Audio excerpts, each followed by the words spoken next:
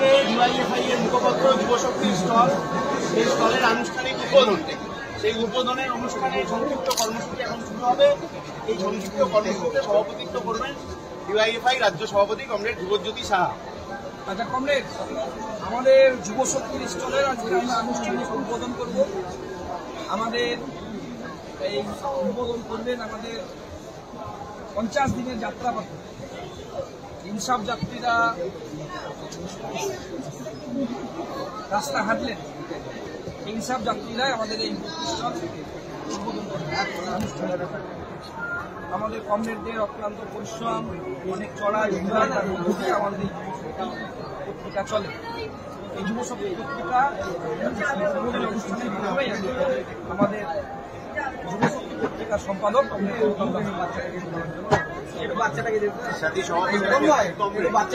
প্রতি বছরের মতো এবছরও আমাদের একটু পিছিয়ে এসে নিলে ভালো হয়।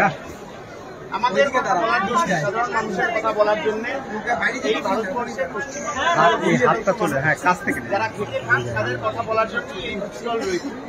সব ধরনের বই যা আসলে আমাদের পড়া উচিত সেটার পসরা নিয়ে আমরা হাজির হই।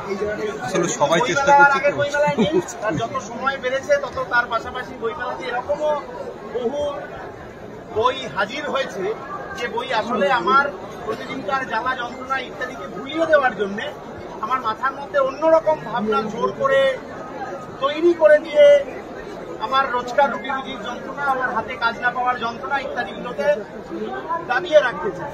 সেই দাবিয়ে রাখার বিরুদ্ধে এই যুবশক্তি গত 55-56 বছর ধরে যেভাবে পথ চলেছে, এই সংগঠন যেভাবে পথ চলেছে, সেই পথ চলার অংশ হিসেবে আমাদের এই লড়াইয়ের জায়গা।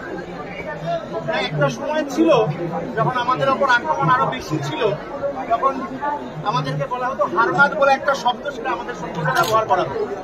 আমরা বলেছিলাম আমরা গর্বিত যে এইরকম একটা হারমাদ গেম, এরকম হাজার হাজার অস্ত্রশস্ত্র নিয়ে যে বই সাদা পাতার কালো অক্ষরে আসলে আমার শত্রুকে চিনতে শেখাবে, শত্রুর বিরুদ্ধে প্রশ্ন করতে শেখাবে এবং শত্রুর বিরুদ্ধে লড়াইটা লড়তে এবং জিততে শেখাবে, সেই রকম হারমাদ গেম নিয়ে আজকে আমরা হাজির হয়েছি। প্রতি বছর এই হাজির হয়ে থাকার ব্যাটনটা, এই লড়াইয়ের ব্যাটনটা নতুন নতুন প্রজন্ম নিয়ে যাবেন, এই আশা ভরসা নিয়ে আমার সংক্ষিপ্ত বক্তব্য আমি এখানেই শেষ করছি। আচ্ছা, এখন এই সংক্ষিপ্ত সভায় বক্তব্য রাখবেন আমাদের ডিওয়াইএফআই রাজ্যের সম্পাদক। সবাই মোবাইলটা এগিয়ে নিয়ে যাবেন না, কাছে নিচের দিকে নিয়ে আসুন। জানাবো যে আমাদের যুবশক্তির 585 নম্বর স্টল, এই স্টলে সকলকে আসার জন্য অনুরোধ জানাবো। এই স্টলে এবছর আমরা ব্রিগেডের ময়দানেই আনুষ্ঠানিকভাবে প্রকাশ করেছি আমাদের ইনসাফ যাত্রীদের লেখা ইনসাফের ডায়েরি বই স্টলেই পাওয়া যাবে। আমরা সকলের কাছে অনুরোধ করবো এই বই সংগ্রহ করার জন্য। এখন আনুষ্ঠানিকভাবে এই স্টল উদ্বোধন করবেন আমাদের স্থায়ী পদযাত্রী।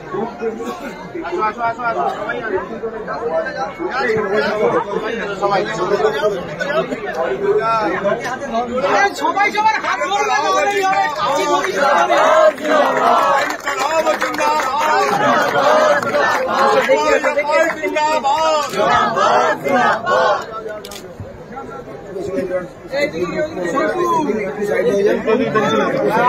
বেরোবো কিন্তু আধা ঘন্টা বাদে।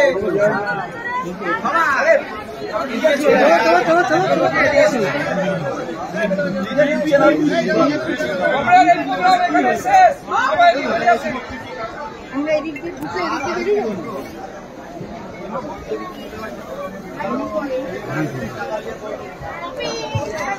কমরেড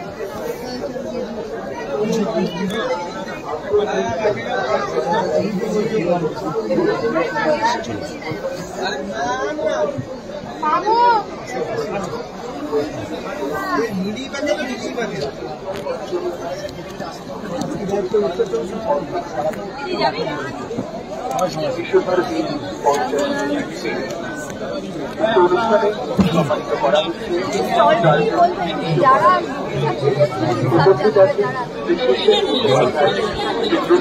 ইনসাফ যাত্রায় যারা হেঁটেছে তারা আমাদের তারা একটা মূলাদর্শকে সাথে নিয়ে লড়াইয়ের সৈনিক হিসেবে গোটা রাজ্যে 50টা দিন হাঁটতে গিয়ে তারা তাদের হাতিয়ারকে আরো ধারালো করেছে।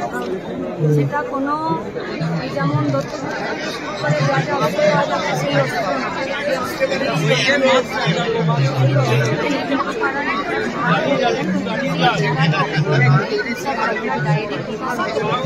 আমার কাছে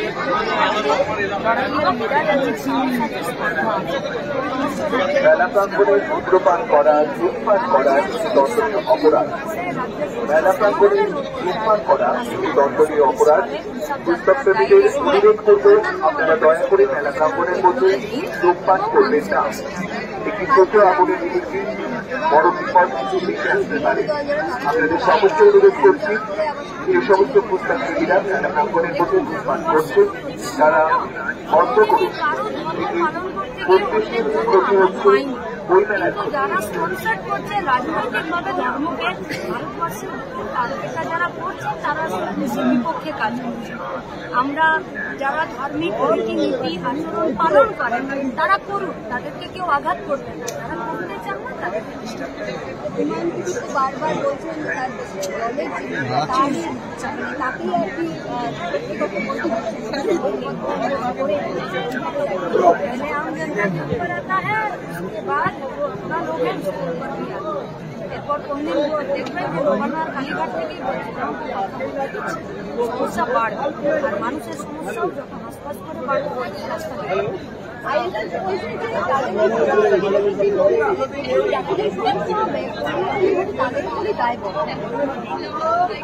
কিশোর ভারতী 50